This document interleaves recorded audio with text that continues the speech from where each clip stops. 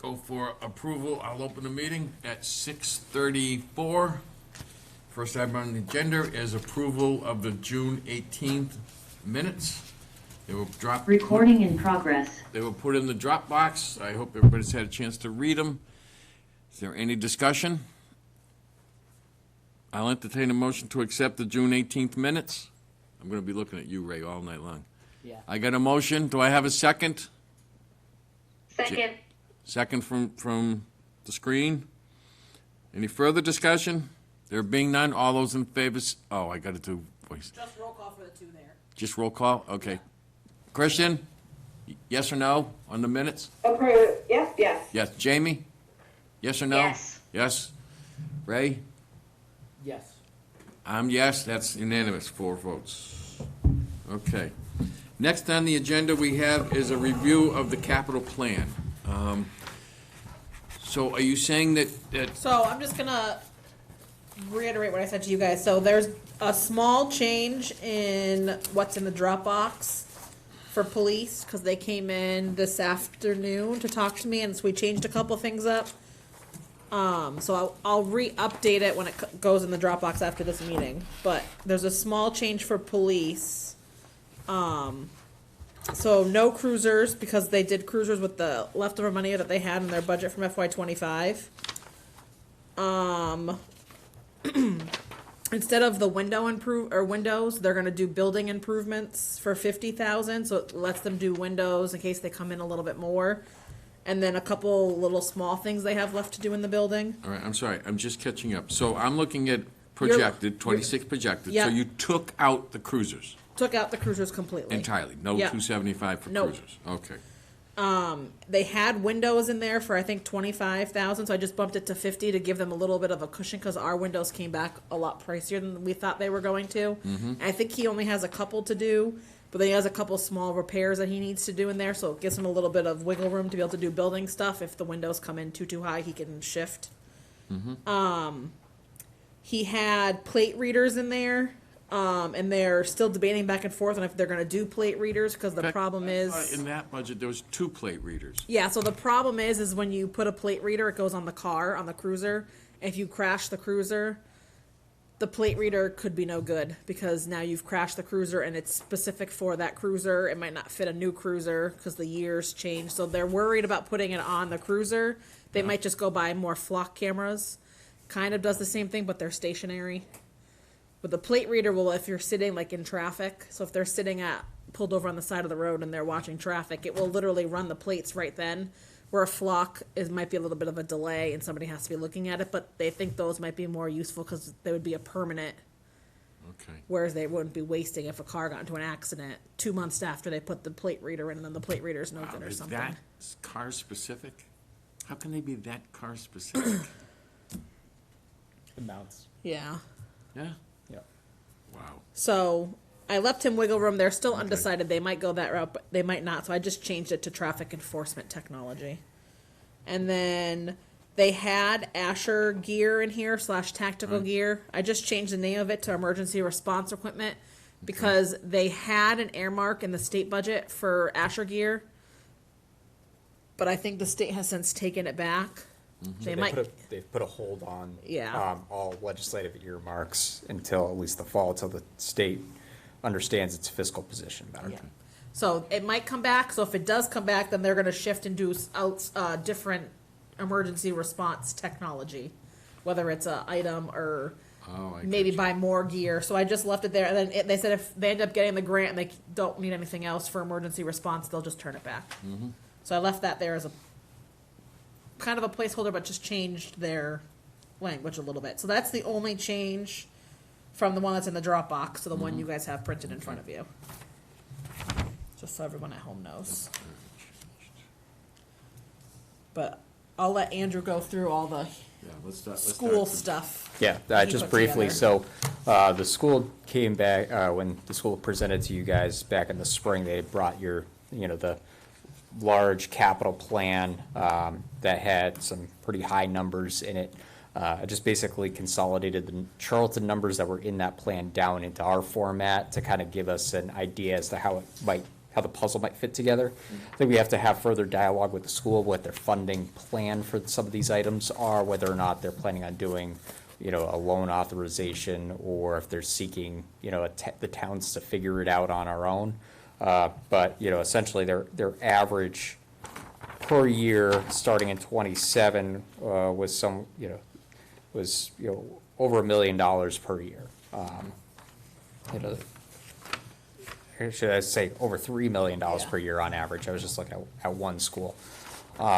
So I think we need to get some more information from them as far as their plans to come back to both towns, because as you said, with anything with the schools, even though we're responsible for our schools, we're partners with Dudley, and so the whole plan has to kind of fit for both towns. So kind of get some more information from them on there, but I'll give you at least a snapshot as to what we're looking at here over the next 5 years, potentially. And then, there potentially could be a couple changes from what we saw in January, February during budget season with capital requests coming from the departments. I'll just like run through them really quick, go down the line. So, we added $50,000 for plan design / studies for, notice when we like go to get grants, sometimes they want us to have I'm sorry, Ashley, you lost funding. me on which page? Oh, I'm on, sorry, the third page, so into the town portion. So the school's the first front Stepping and back. back. Stepping back to the second Yeah. page. All right, because they're not numbered, and I'm just No, trying to, sorry. So the start of the second page there where it says health, that's all the town where it stuff. says where? So, third page, sorry. So the front and back of the first page is the schools. Yeah, The full second page where it starts with like What's the health. asset ID? with health. Yeah. Okay. What's the asset ID? BOH ENV 2601. So the actual third page of your packet. And I printed them on front and back, save some paper. So not that page, it's the front of, maybe this one? BOH.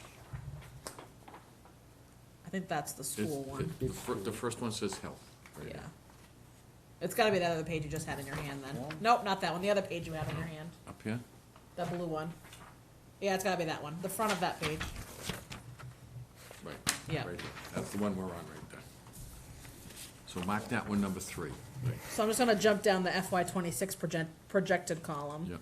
So we find when we go out to get grants and stuff, they sometimes, or if we wanna do any like studies beforehand for anything, even looking at environmental stuff for the town, we never have money set aside, so we're gonna put some money aside for that, hopefully this year. I ran through the police stuff. DPW is looking for 2 big dump trucks with plows and sanders this year. Why We t- always Why 2? There's always an issue with getting them by the time they get them. So Something they're kind else of trying is- to play catch up with the COVID, how they took so long to get. Yep. So he's going for 2 this year to try to catch up with having them, because by the time he gets them, it will probably really be like 2 years out from now. So he's looking for 2 of those. And then fire is looking for HVAC replacement, to replace car 1, to replace their fire squad car, and he's also looking for work being done to station 1, but we have to time it with the opening of the substation, so that's not on for right now, but I'm gonna do it in the spring. Because what will happen is when the new station opens, they're gonna have to completely move to the new station, work out of that station while they do the work. It's to like the apron, the very front of the building, that all has to be done. And in a perfect world, I believe, Chief, correct me if I'm wrong, is Nick is gonna be working on Power Station Road next year. So I think they're gonna time it, fingers crossed, that the station's open, where he's gonna pave the Power Station Road, but also be able to do the driveway, so they'll kind of coincide at the same time, so you're not digging up or ruining our apron while they're doing the road.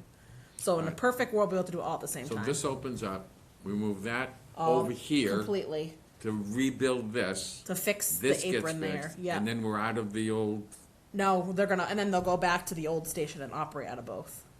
Not this one on Not Main this Street. one down Main Power- Street, The one right, on the- Power the- Station, yeah. While you're redoing the old one, you won't be able to have a truck there or anything?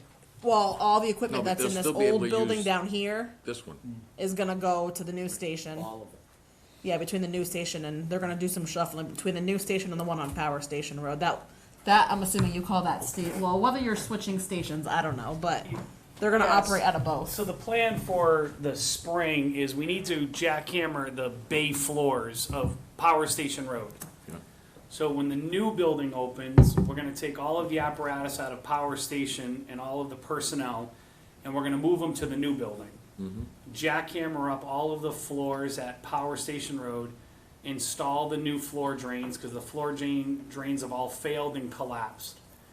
And install the new floor drains, install the new oil water separator tank that is not in compliance. So they're gonna dig up the front apron, install the new oil water separator tank, re-pour the bay floors with the floor drains, pave the front apron outside. Nick is gonna do the work on Power Station Road with the storm drains and everything with his regular Power Station Road money, his road money. And then when he paves Power Station Road, the apron's gonna get paved at the same time. Once that's all done, we're gonna then move the apparatus that belongs back at Power Station Road back there. North Main Street apparatus is gonna get moved out of North Main Street, it's gonna get moved down to the new fire station. The tower's gonna get moved out of the Quonset hut down to the new station. We'll hire the new firefighters, bada bing, bada boom, we're kinda good to go. So that's the hope, if all goes as planned, so. So you've got a lot of plans for the Power Station Road Station, right? What is its expected lifespan? It's. And is it worth pouring that It kind of is, money? this is the final phase of the project, right? The lifespan is if we get this in, it's gonna last, The infrastructure of the building is good to go. It's, it will really last, and No, Chief, after I we move get out that of the it. floor will be good, and the Right, walls after will be we good, move and the out roof of will it, be it's gonna good. be a good building for Yeah. whatever use, the town deems necessary, for the future, for whatever Okay. the use of the building is. The idea is that future prediction, of that magic globe, that we'll eventually get another fire station down the road somewhere else, a bigger, similar size to what we're building here, somewhere else in town. And then this building will be used for another use, but it'll have the new HVAC system, it'll have the new windows, it'll have the new bay floors. So, Okay. we will essentially done all of the work for Yeah, I just don't wanna see us pour good money into a building that we can't use, although I'm assuming you've got some idea what that building could be in 5 years. So I think ideally, we're looking to put 10 to 15 years of life into this building. Because I think realistically, by the time that we're talking about building another station in town, that's our target. By the time that we get there. So Okay. we gotta be able to make this building at least last us, because we can't turn around right now, come back to the taxpayers and say, hey, remember that whole stuff that we asked about a new station? Well, we need another one now. Right. So, Right, okay, all right. How long will it take to pay this one off, the new one? How long are the bonds? We So- haven't long-term borrowed on all of it yet, but we took the first part of it out for 20 years. 20. yeah, so right now, we're planning on a 20-year borrowing for it. I think we're evaluating our fiscal position to see whether or not it makes sense to reduce those terms before we go out to long-term on the majority of the borrowing.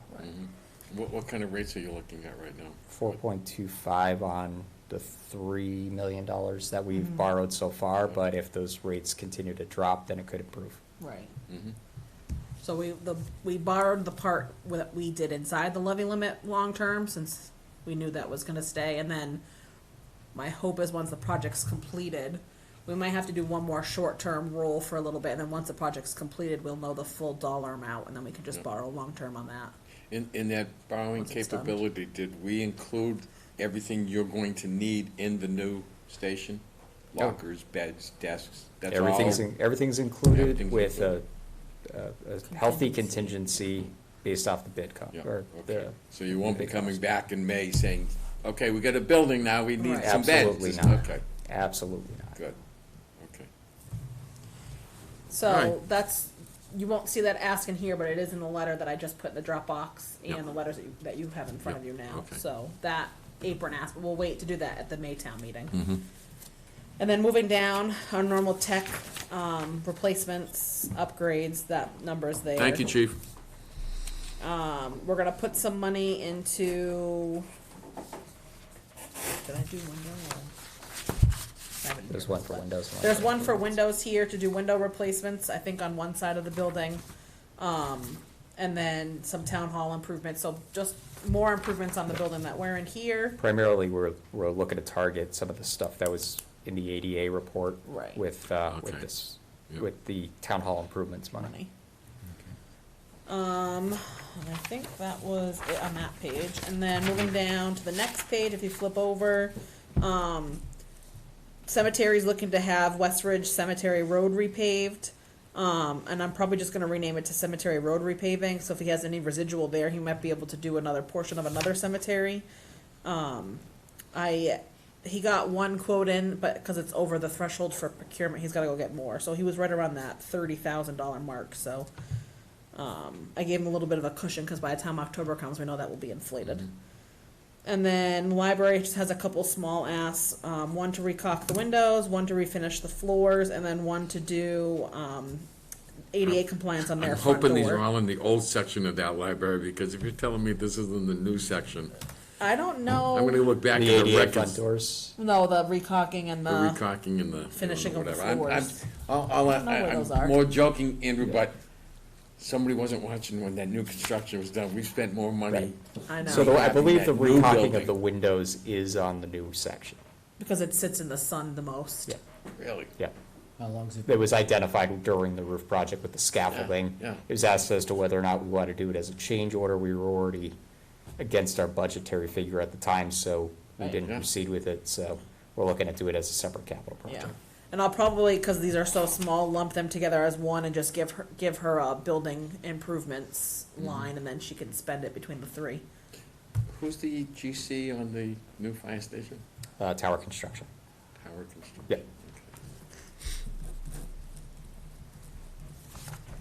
Why is that number so high? Oh, that's those. But yeah, so that's what we have for, yeah, wait, why does that seem so high? And there's that two, this says 2 point, It's probably catching it must be, whatever's in. 'cause that's definitely not Yeah. right. I was like, there's not $2 million of requests in here, so that, I'll fix that before I upload it, but that's not right. But yeah, so Oh, that's what what we the- have. You know, it includes the current tax.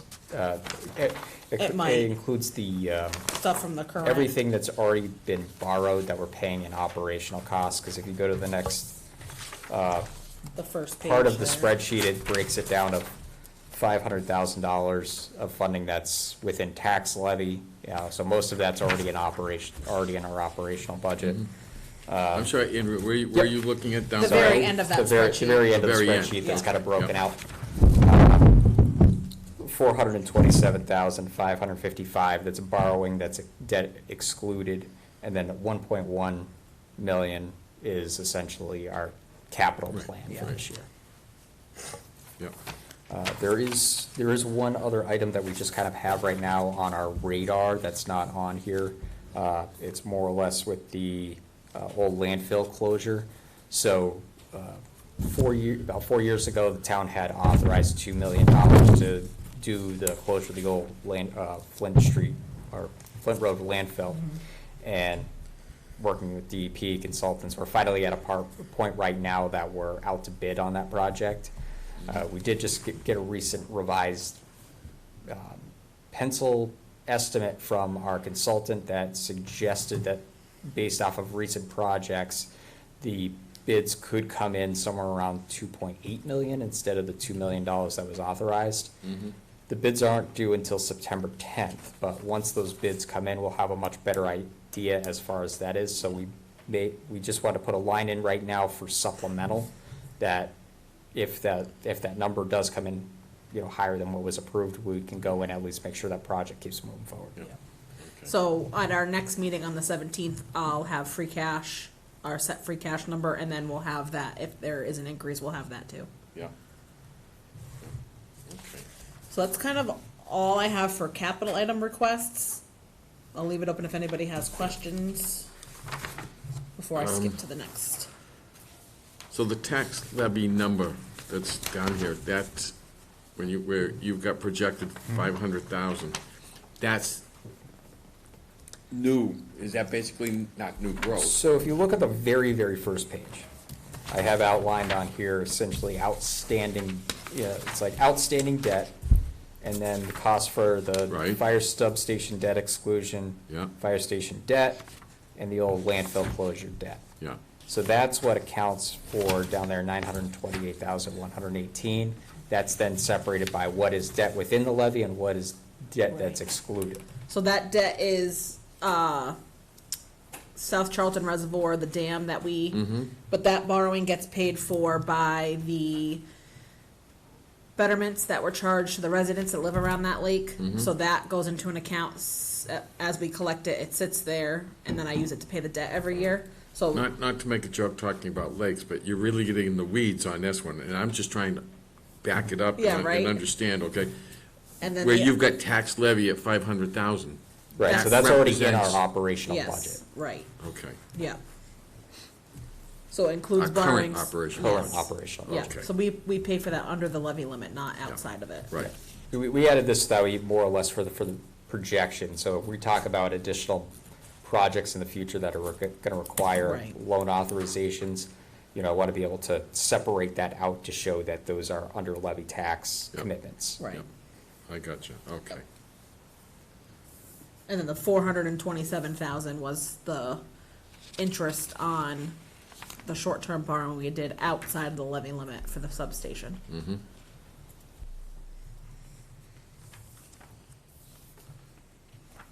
So does anybody have questions on capital before I go to the next piece? Oh, I have a quick one. Go ahead, Mr. Christian. Chair.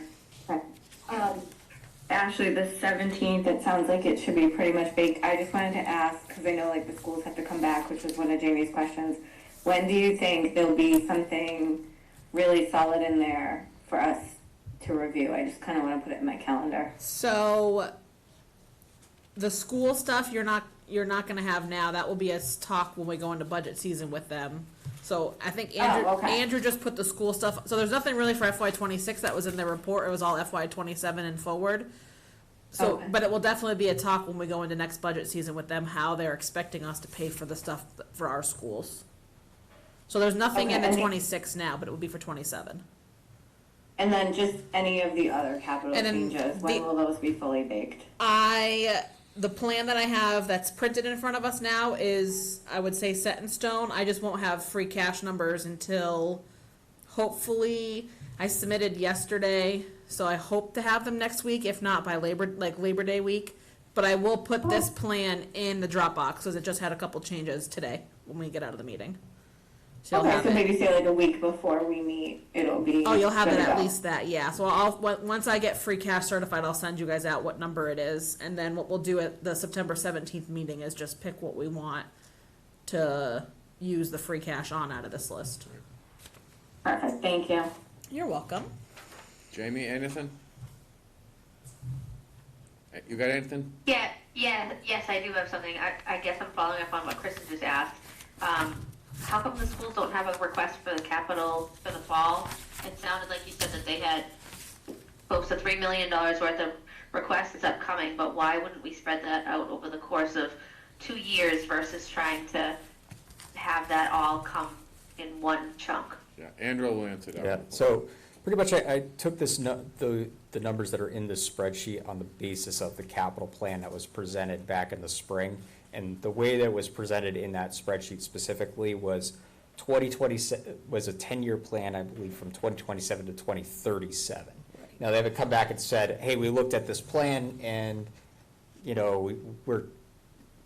want to move some things up or we want to spread anything out.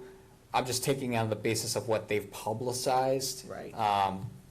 And kind of move it forward from there.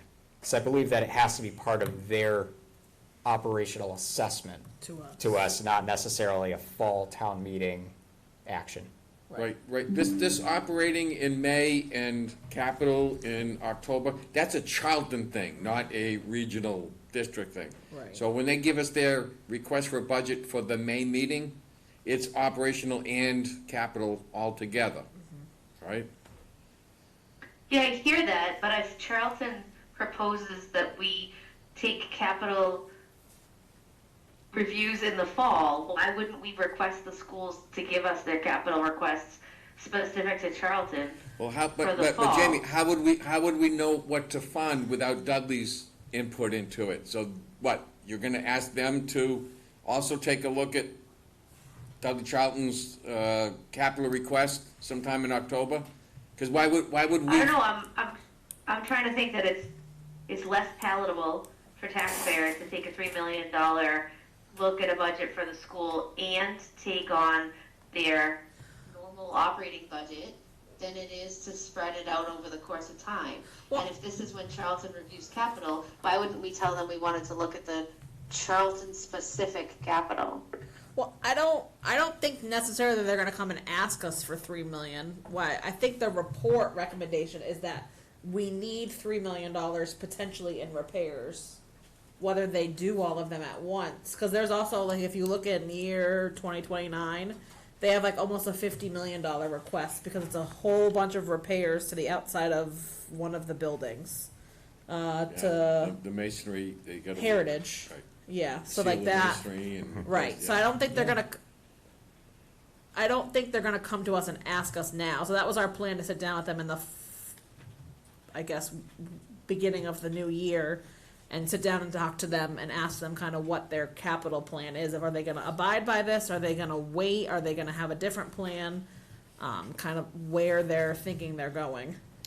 Again, and Jamie, have the talks with them because before it's the budget. regional thing, you know, Right. what if we said or agreed, okay, yeah, we'll put $100,000 aside to fix a roof.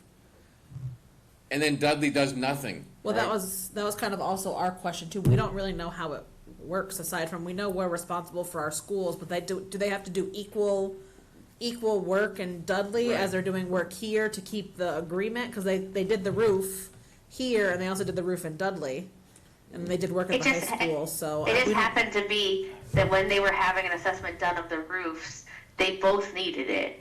And so it doesn't have to be because we're looking at one, we have to look at the other. But we have schools, we have other schools in our district that are Charlton, they're just serving Charlton. And so that's why the roofs came in, as this is the assessment for the Charlton taxpayers for the roofs in Charlton. So I'm saying, I think that we have asked every other department to give us what they need. Why are we not, like, we should approach the schools too and say, let's be proactive about this and let's get out ahead of it. You gave us a plan. Now we want to try to budget in when we think we have the funds to take on maybe some smaller things, maybe not $3 million worth of things. I think that to continue to get punched in the eye with big bills isn't going to satisfy or serve our town well. And so that's why I'm trying to bring this up, as like, if we ask them, were you intending on looking at anything to be funded when we're looking at our capital projects? We want to be ahead of this. I just don't see a problem with that. I think it just basically comes down to the funding mechanism, you know, because with the $3 million, they could decide to borrow, to do a long-term borrowing, which will require going to a ballot vote of the towns to do, and then any, you know, school assessment gets tacked into essentially their assessment. So we get that at the end of the year that's approved at town meeting. So I think it more or less comes down to that funding mechanism where we can't, Control. we don't take money out of free cash and then give it directly to the schools to do a project. It's a different process by which their capital approvals go that we time out. We're just trying to project that right now for future years. Yeah. But we do, Right, I it mean, was we just a do see them study. next week, we can ask when we're Right. meeting about insurance. All these placeholders are just from a study, really, just so we Yeah. could prep for it. It was just, we It wanted it was- none on of our them were a radar, request. knowing that it's coming, but Yeah. also know that we also have capital needs within the town. So we're gonna have to figure out a way to budget, or to balance the two, just knowing that they're on our radar. Because the school system operates as its own entity, so. Correct. And they have to work with both towns, so. Right. Right. And the capital is part of that assessment that we get. It's not separated, you know, it's Right. separated differently depending on what school. Yeah, and the- we the can't work is control, if done they're on. gonna borrow, that's their choice, but like we can't borrow money for the school to do repairs to our schools because it's Right. the school district's asset. Yeah. So they have to borrow it. So if they're gonna borrow and charge us an assessment over time, that's up to them. And I believe we said it had to come to a ballot vote, but Right, we so- can't so control, like we approval couldn't won't borrow have to this. pay. Jamie, I think, as Andrew was alluding, that the proper funding mechanism is they put a budget together of, they need $1 million, they're gonna spend $700,000 on operating and $300,000 on capital. And we can say, okay, we agree with that, right? Now split it between the two of us. Or we can say, yeah, we get the 700, but question maybe the 300, Right. right? And Andrew and I have a meeting with them about something else next week. We can touch base with them while we're there too. I wasn't on the I, finance. I hear you guys saying all this, and I'm going to continue to advocate for the fact that these are schools that serve our people. So even though you're saying it's a different mechanism, hear that, I understand that there's a different way that they go about it. I'm going to continue to say this is an asset in our town, and we need to make sure we're taking care of our buildings, because otherwise we're going to be, if falling down, we are going to not have that asset in our school, in our town anymore. I just think that, is there harm in asking them, do they ever want to consider separating out capital and general budget? Yeah. Have the conversation. Yep. Yeah, I suppose the superintendent could say, hey, in the Charlton buildings, I need $175,000 to do this, this, and this. And I suppose, in essence, we could take that as a separate issue, all right? And the town could vote on it and whatever. But that would be incumbent on them to breaking out their capital expenditures. This is the Charlton building, this is the Dudley building. Yeah, well, we have a meeting. Right, but with they them, so came we'll and get to- presented to us, and they gave us a plan, and they're trying to be fiscally responsible, I believe, by creating this plan so that we can all work on it together. And I feel like it was great to get that. It was a great presentation. Let's not let it die in the water. Let's keep it alive and figure out how we can continue to move through this process as if it were another department we're dealing with. Right. I think the biggest question is to whether or not the magnitude of these repairs justify an MSBA loan, or get through the MSBA program. And in that case, you're talking about doing it all at once under one loan versus piecemeal. And the way that they presented it is piecemeal. 100%. Yeah. Yep, I agree with you, Andrew. I think that's a great point. But I also think we should push back on them to try to get a definition of that so we're all working together. Right. Yep. Well, that's a conversation that Andrew can have with the superintendent on how they want to present, okay? And let's see, we'll take it from there. Yeah. All right? You're all set? Thank you, Jamie.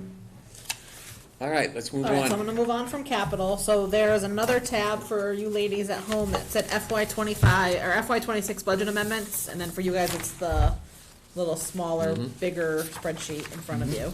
So there's a couple budget items that we need to address at town meeting. I'll just go through the list here. So one, there's a, we don't have it in writing yet, so I won't make it public, but there is a potential retirement coming that we didn't budget for, so we're gonna need to fund that. And there was a couple adjustments I had to make to a couple people's salaries who I missed when we did budget, so I just lumped them all in together as one lump. Most of it's for the retirement coming, so Okay. there's that number there. We're gonna try to throw some money into special counsel, cause we, would like to see some more money on, some legal issues that we've seen come up already this year that could potentially cause an issue, so we'll just throw some money into special counsel to, so we have that there just in case, and if worse comes worse, it closes at the end of the These fiscal year. HR issues, internal or No. external? We're looking at increasing our zoning enforcement team. Yeah. Oh, okay. And then in looking at numbers at end of year with Andrew, we noticed that there's gonna be probably a shortfall again in utility costs, cause as everyone knows, those are ever rising. So we're gonna throw some money into there. And then we're gonna look into throwing some money into emergency management. We used to rely on federal money coming in, and those seem to have potentially been cut, so we're just gonna add a little bit in there so we can do some emergency management things. And then the lovely very last number that you see there is also a topic on our agenda about insurance increases. So, I know Hank shared this, so I will screen share this nice little presentation we got here. And I know Hank's been part of our conversations that we've had the past, I'd say month and a half at this point. So unfortunately for us, we are looking at a October 1st insurance premium increase. The Hampshire County Group Insurance Trust, who we get our insurance from, they are made up of 73 communities, ourselves included, towns between Franklin County, Hampshire County, Hampden County, and Worcester County. The trust has always been great for us. We get a say when we're in there because we're part of what's called an insurance advisory committee. It's been lovely until recently. I'll start from the beginning. So back in May, the week of Memorial Day, they asked to call an emergency meeting, and they said that the GLP-1s were drowning them. They couldn't afford them anymore, so they needed to stop covering them. Yeah, what's GLP? So GLP-1s are all the weight loss medicines. So your I Ozempic, figured that. Wegovy, Zepbound, all of that. Yeah. So they noted it as a formulary change, but it wasn't our prescription benefit dropping it. It was the trust voting to drop it. So there was some discussion on whether it needed to be, whatchamacallit, with the unions, voted within the unions, and if we were gonna have to bargain it. So instead of doing it for July 1st, the trust voted, the insurance advisory committee for the trust voted to have it effective October 1st. Meanwhile, they've been spending anywhere between, I'd say, $2 million and $3 million a month on prescription costs. So each time somebody chooses to use one of the weight loss drugs, it's $1,400 to $1,500 a month for them per person. And there's like upwards of like 300 people on it. So this has been their talk for, I'd say, the past 2 years, at least the past year especially, is that these are obscene amount of money. So they didn't know what they were going to do. So we voted we were going to stop at October 1st. Everything was fine and dandy. They didn't talk about anything else. Then we met again as an emergency meeting, I believe in July. And they started talking about how now they've seen 2 months of medical costs coming in really high. And I will show the nice little graph that they sent us. So this has been the medical claim history for all of FY 25. So you can see this $5.5 million number right here is the amount that they get in premiums, I believe, from all the communities. So they usually target for this line because obviously the money that they come in is what they should be paying out. And you can see obviously it's always up and down until May, and actually this wasn't, and then June, and then July has now spiked back up. So they're very worried that they're going to go belly up. They told us in July that if they do not do something, they were out of cash as of September 1st. So what they proposed to us the first time was a 10% rate increase starting October 1st. Everyone on the IAC call that day was like, that 10% is not going to get you through. You have a problem. If you're going to ask for money, ask for it now. We're not going back to the table to negotiate or go to the board, our boards or city councils or whatever, to ask for more money. And we're not going to our people to ask for money. So get the number right now. So they met with their executive committee, who's made up of like 5 or 6 people from member communities. They're voted in by the trust. They voted, chose a number, and came back to us 2 weeks later. And they did open up that meeting to state senators. They opened it up to members of the Board of Selectmen if you wanted to have a person there. And then obviously up to the Hampshire County. So it was myself and Lynn Dyer, who's our HR director. Her and I both sit on the IAC. We're voting members. And then I invited Hank. We invited Karen Spiewak, the chair of the Board of Selectmen, and Andrew, because I knew it wasn't going to be good. So the 5 of us sat in that meeting for 2.5 hours, and they went back and forth Everyone was very vocal that they weren't happy about this, but obviously when we're there, we have to vote in order to keep the trust, and what's best for the trust, not what's best for our member communities. So in order to keep the trust afloat, everyone voted to increase our insurance rates 20%. They already went up 20% roughly in July 1st, so now they're going up again, another 20% increase for us for October 1st. So that line represents that initial 20% increase. Yeah, correct, yeah. So you can see here, this is the medical rates. This is pharmaceuticals, you can see how that's ever growing. And then you can see here how their cash reserves have fallen. Yeah. So they had close to $30 million in reserves last July, they now have less than 5. What does that trend line look like over like a 5-year period? I mean, do Oh, you they see had spikes? well over, oh, this is 20 million, they had well over $30 million in reserves, and if I For one thing. scroll, Chris, I know I see your hand raised, I'm just gonna go through this real quick. If you look here, this has been our rate increases for the past, since 2017. So you can see we had 1, 2, 3 years of 0, and then we had a rate reduction. Because everybody on the IAC was complaining that the trust had too much money. And they weren't allowed to, they didn't want them holding that, because that's our money that we're giving them. So why Right. should they get to play and invest it when the towns could keep it? So that's why we had all these 0% increases. Then you see Gotta there was a remember, Ray, small they're increase. self-insured. Right. No, I see it. Then we had the small increase, and then a small increase, and then a large increase. They at first blamed it on everyone going back to the doctors because COVID. But obviously that wasn't the whole. Do they know what's driving it? They've had their stop loss. So what happens is, and I've learned a lot about insurance in the past 3 months.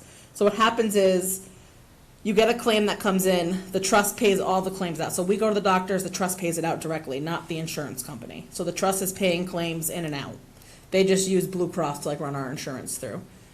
If they have a stop loss, so what happens is when a particular claim hits the stop loss mark, this other company pays for the claim. So if you have a claim come in and it hits $450,000 or $400,000, I think is their stop loss. After that kicks in, then this other company comes in and they pay it out. The trust is off the hook. But that stop loss, I just feel like is so high because you have small, high claims come in under the $400,000 mark. So they've had a lot of claims come in between $100,000 and $400,000. Right. So they're paying all that out. And if you get Something had to 60 change of though to them. have it I'm spike that quickly assuming it's so HIPAA and they fast. can't tell us, but they just said they've had a number, the large claims that they've had, they used to have like 30 large claims and they now have like upwards of 65. Yeah, it's like 100% increase if they, or better. Right. To go belly up in a year. The it sense I costs. got, Ray, was that the prescription is what really killed their cash flow. Yeah. Krista, before I continue, I'll circle to you real quick. I appreciate that, thank you. Without getting on my soapbox, I don't necessarily want to blame the weight loss drugs. I think we have a mental health crisis in this nation as well, that's driving up costs. But I think, like, I get the preservation of the trust and I get what the trust is doing, but I think maybe is it time to sort of challenge the trust's process? Like, I appreciate how you explained it, but is it time to say maybe the money doesn't go out of the trust right away? I don't know, and I know you're participating so much more than I'm even privy to, but it just doesn't sound like a good business practice just to be like, okay, here's the cash, and then try to kind of clamor it back in claims. Like, Right. it doesn't sound like the trust, and it's no disrespect to the trust, but it's, now that it's 2025, maybe it's a time to really look at the process and challenge the process and revisit the process So- in light of our health crisis. Yeah, so that was when, it's funny because they send us an email and they just send us a Zoom link, and then like the day before the meeting, they send us our attachment for the meeting and go, okay, here, this is what we're gonna talk about tomorrow. So I'm sitting at my desk, I'm like, oh, I saw the email come in early in the morning, and then I'm like about to leave for the day, and I was like, I should probably look at this before I go to this meeting tomorrow, just so I'm prepared. And I flip through and I'm scrolling, and I get to the last page, and the last page on the very top of the corner of the page says, potential 10-1 increase 10%, and then there was a MedX increase for 1-1, 10 or 20%, 10%, and then a potential another 10% increase to us for July 1 of 26. And I'm like, there's no way they just like slid this in and told us we're gonna have an increase. So when And I that's backing you into a corner to make a really fast decision Correct. based on them saying we're going to go belly up. Correct. I'm just not comfortable with the bullying that's going on Yeah. here. So literally, I ran down to Lynn's office to make sure she was still here. And I was like, "Did you check up? If you haven't looked at this paperwork, do it before you leave." And then the next morning, her and I sat down. And we're like, "Okay, well, they're obviously going to give us an increase. Let's just see what the meeting is." So her and I sat on the meeting, and immediately I was on the phone with our insurance advisors. We pay a company called NFP. So they work on our behalf, and they go out to the market for us, kind of look to see where we are comparatively with everybody else with the insurance that we pick up to make sure that we're competitive, that we're getting the best rate, and the best insurance for our employees.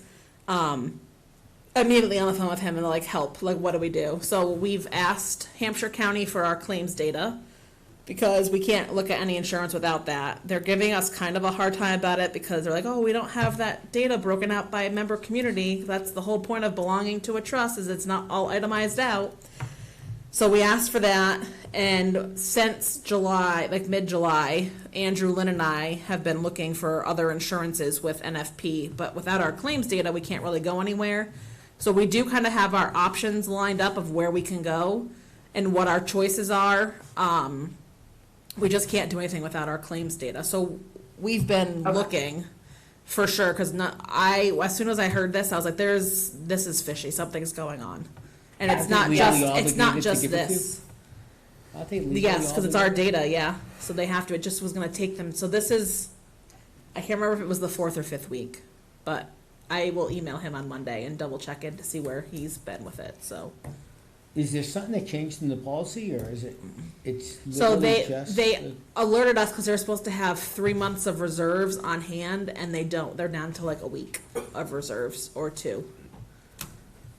So now here's the other problem, is that if we didn't vote for the 20% increase in July, we would have been without insurance as of September 1. There is no way we could have found insurance for our employees in less than a month. That was the frustration level you felt? Yeah, in this every group, single community okay? felt the same frustration, That yeah. All of a sudden, how can you only give us 30 days' notice? Right. to tell We us have to what give you, what was it, 90 90 days in order to come off of your insurance, but you only have to give us a month. Everyone was in uproar. It was not a fun meeting to As a be prior sitting in. claims person, you see, say it's the drugs, you see that happening 6 months ago. You see it coming. And they kept blaming the IAC the entire meeting. Our, like, insurance advisor was on the meeting with us, and he was, like, emailing me, like, back to back. He was not happy. He was extremely frustrated. He's like, I can't imagine how you guys feel. He's like, but I'm frustrated for you. So, and positive news, while this number is huge, we do have to fund it. We have some new growth that we're hoping can fund it, so we don't have to use free cash. We are looking to hopefully migrate somewhere else for July 1. So, if the trust goes belly up between now and July 1, it's not very pretty for us.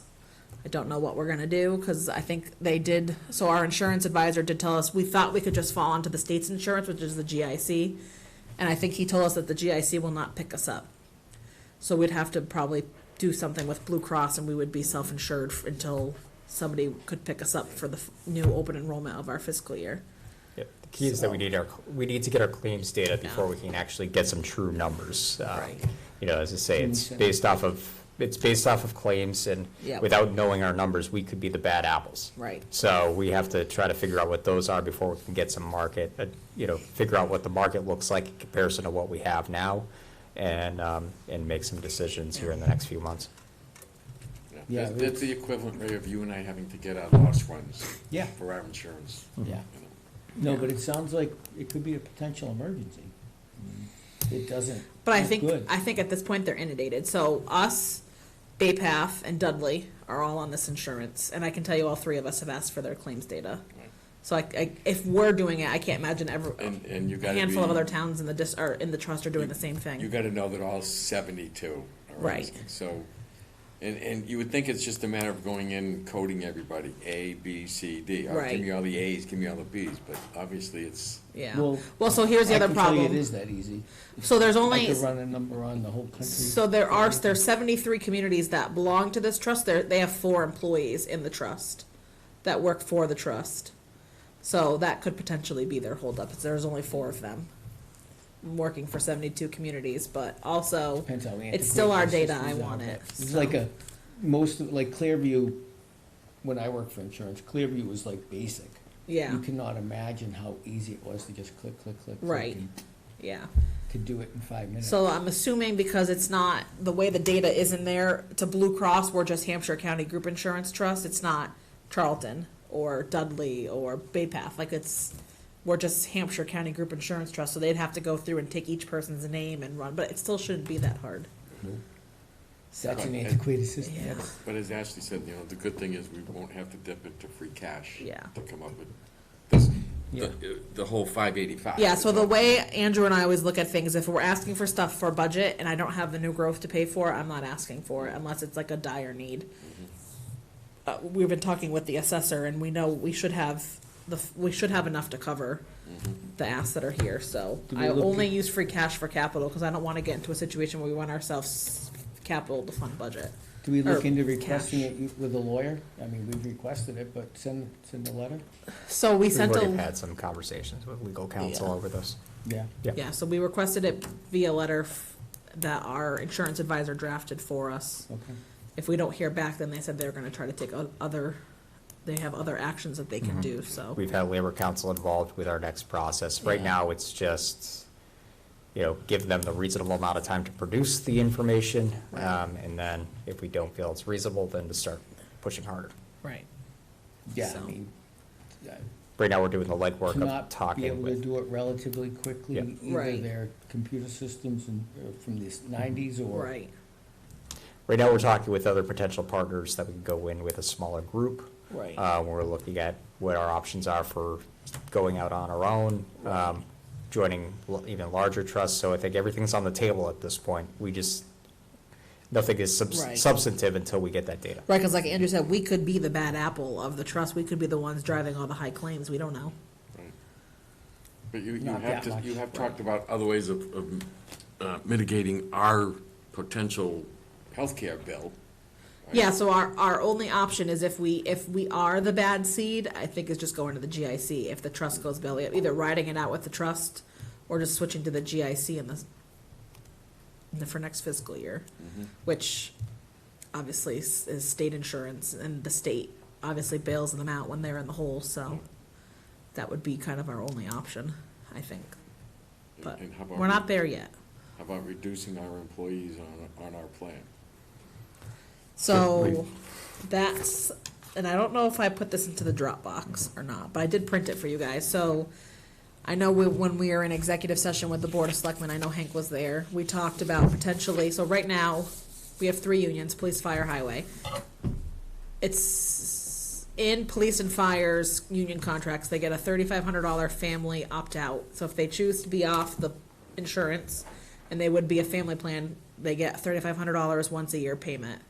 Does obviously save us quite a bit of money because it costs us upwards of 35,000 if you're on the PPO plan to insure one person. So paying them out the Not a 35. family. A family, sorry, well, a family fam- plan, one one employee. employee for a family plan. That's our most expensive option. It's 31,000 for our most popular family plan. So it saves the town quite a bit of money. That's per year, per employee. We were looking, so right now we don't offer this to any of our non-union employees. We were looking at doing a one-time high buyout, so offering $7,000 to the, we say like just, Potentially. potentially just to the non-unions. One time, if you can hop off our insurance by January 1, offering a $7,000 family plan opt-out and then down from there. For you to opt out of our insurance, because it would save the town potentially $19,000 per person if they did it, if they were on a family plan. And then if you can't hop off July or January 1, But you can hop out after January 1. We were just gonna do the 3,500, so cut it in half and do a one-time payout. And then we were talking today, of potentially doing, because I know that the board had some concerns, potentially doing it, if you're gonna offer this, tell them if they're gonna hop back on our insurance at any point, then they go to the 75-25 split. Because we did work that into the new union contracts. Whereas if anybody comes on to our insurance after January 1 of 26, they'll be at a 75-25 split rather than 80-20. So we wouldn't do it to any current employees, but any new employees would go to 75-25. Okay. And if we get it in all three unions, any new non-union hire would start for July 1st. But we would potentially pitch, if you're gonna get this large payout, that we would, if you come back to our insurance at any point, you're now on 75-25 split. Right. To make it a little bit more palatable for the board. Right, so just review this, is the So chart if you look- inside the box. So if you look, is yeah, the- in this little box here, Right. so you can see that the total cost for a family plan, well, oh, sorry, it's more than I thought it was, so Yeah. that's the savings. So if you look at the total cost for a family plan, it's $34,656 for our most popular, family plan, and then it's $38,652 for the PPO plan, and then obviously they go down from there between individual plus one and just an individual. We have if we offered a buyout of the $3,500, which is what the standard unions are, so $3,500 for family, $2,500 for individual plus one, and then a $2,000 for just,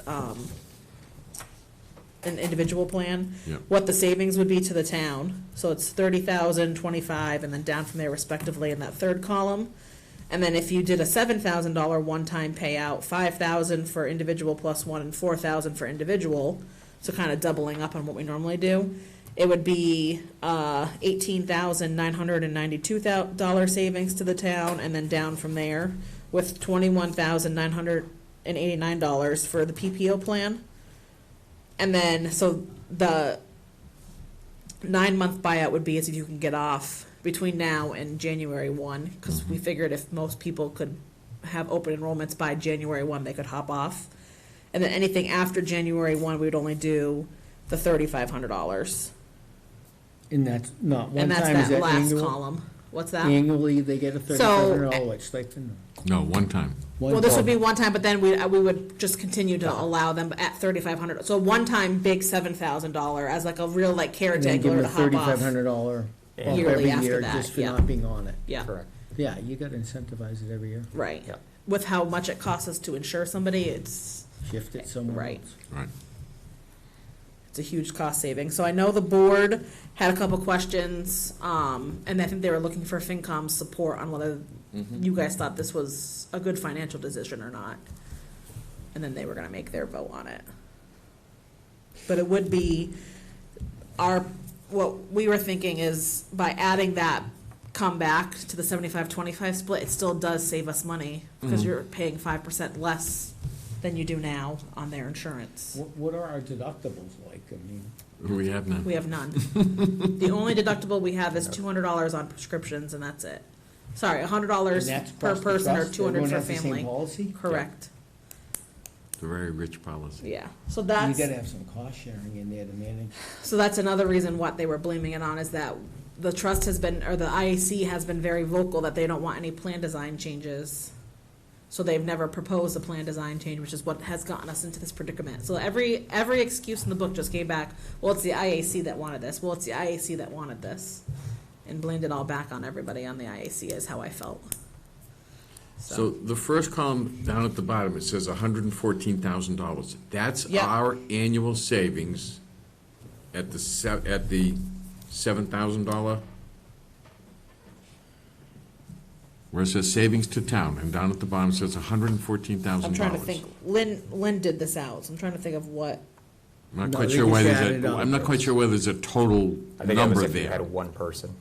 I think that wouldn't be that was I think she just totaled the amounts above here, if you had Okay. one person on each of those plans. All right. That was the $3,500, so if you look at the 9-month, which is what they're it's $68,000 for one person, I think, to hop off of each of these. And then if you look at the very bottom, it tells you how many people are on each of the plans. Okay. So I think the totals are just the sum of the above. So potentially, if you had one person from each of these hop off, I think it would be at like 114 or the 60,000, whatever. But you can see we have 103 people on our, 103 employees on our insurance. And then we have 21 retirees and then 53 on our medics plan. So I was just looking at. Potential for a at big what is savings, the but- potential savings, okay? If, I'll never know until Until until somebody people hops actually- off. Yeah, because I like, so like, Right. for me, in instance, I can't hop off because my husband's insurance won't pick me up until their open enrollment, which is in April. So like, for me, is it worth hopping off for $3,000? No, but if I could hop off for $7,000, it might be, depending on what his Right. insurance is, So but I not think- everybody I think has that What the luxury. Board of Selectmen was asking us to take a look at, okay, is $3,500 the right number? Is Right. $7,000 the right number? Are we willing to back them up if they wanna go 7? Right. That's, And then the other concern I think that they had was, can we legally tell them not, that they can't come back on the insurance? Right, so what we kind of got the guidance on was for somebody with a qualifying event, you can't deny them getting Right. back on. So that's why alternatively, we looked at, well, then, if they come back, if the stipulation is that you come back at a 75-25 split, like we were treating all new employees after January 1st, then Right. that might be a good way to recover those costs. Yeah, and you're taking the risk by taking the carrot that we're dangling, basically, for savings. all right, let me give Jamie or Christian a chance to speak. Girls, you got anything that you wanna say, Jamie? I follow what you're saying. I think it's really a difficult predicament. I actually heard about it from an employee, so I knew this was coming for a really hard conversation. I'm glad you have a game plan. I don't envy you being in the position to try to figure out what to do. I can tell you, it sucks. Chris, you got anything? I guess my only opinion is we stay close to this, and I'm happy if we don't have a formal meeting for us to gather quickly to have a discussion as news unfolds or via email, stay close to it, because it's a sensitive topic, but it's also just a major issue. Right. So as soon as I get our claims data back, I'll let you guys know that we at least got it back, and then I don't know how long it will take NFP to look at it, but I'll keep you guys informed via email, and obviously we'll talk about it in our meetings, Yeah. just where we stand, But but, as far as tonight goes and to help the Board of Selectmen with some direction, I mean, I'm willing to entertain a motion that we support the concept of a $7,000 one-time buyout along with but I don't know how to put all that 75-25 if they come out, how do we put that all in? Or we're just gonna tell the Board of Selectmen, yeah, figure out a plan that allows a $7,000 one-time buyout.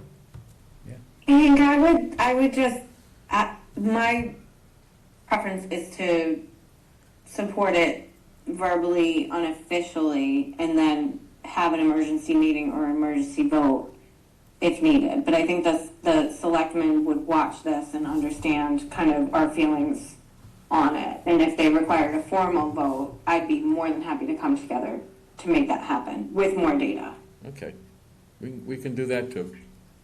All right, so you will relay to the Board of Selectmen that we'll support the $7,000 one-time buyout, along with all the other language that would have to go with it. And yeah, maybe, Chris, you're right, it'd be nice to have that whole package together before we take a formal vote of support. Yep. Okay, Yes, yeah. okay. All right, so you got your marching orders as far as that one goes. Any other questions on the health plan? Wasn't that enough? I know it. I've learned, I mean, not that I didn't know enough before, but I've learned so much about insurance in the past 3 months, it's crazy. More than I'd like to sometimes. But But- there did seem to be a lack of foresight into what was coming down the pike by these people. Yeah, And I don't know how, like Yeah. nobody yeah, was looking. Who knows? could guess, I don't know. That's my assumption is no one was watching, I don't know. But it It makes stinks. sense now that you gave me a picture, there's 4 people. Yeah, Yeah. I mean, they should have actuaries and people looking and advising, I don't know, but, All right, what else we got Whatever, on we'll the fix agenda? it. All right, an update from the finance director and the town administrator. I'll let you go first. Oh, I didn't really have too much other than the Piggyback. capital stuff Okay. and Okay. big projects we have going on. So, I mean, this is kind of our life right now. Yeah. Getting ready for a special town meeting. Yeah. You're busy. Yeah, so I've been busy closing. I finally closed and submitted, and I've been working with DOR the past 2 days for balance sheet, so hopefully I have free cash numbers. And then diving right into fall town meeting, Yeah. so hopefully to get everything ready to go. Yeah, So, good, okay.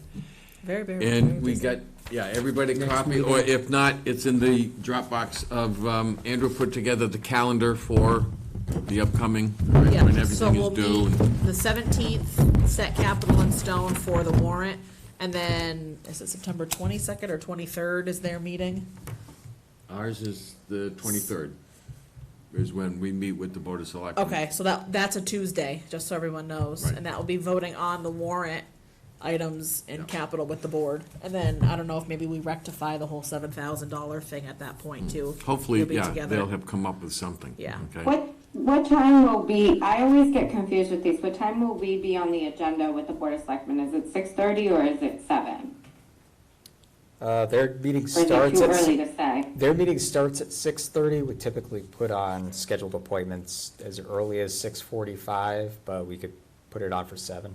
We'll request that we be put on at 7 o'clock? Chris, all right? That's for the Tuesday? That's Yeah. for that Tuesday meeting, yeah. And on the 17th, can you send me a packet earlier, or Yes. email it? Yep, That way, I'm on my phone. yes. Do any of the three of you have problem getting email from me? I think we fixed it. Well, it's just Jeremy told me today, he didn't get my email that I sent out last Friday. And I didn't know Oh, yeah, I don't if get everybody emails else from you, was no. having an issue. I got that one. Sometimes I don't always get your agendas, but Okay. Yeah. I have I've them. changed I my don't get phone them. over, so I can't comment at all. It's my fault. I can relate to that one, Chris, not being able to Yeah, get oh, your phone sure. to, yes. just give it to one of your children. I bet you they'll figure it Yeah, out if they faster. get it. No doubt. Yeah, so I don't get anything from you.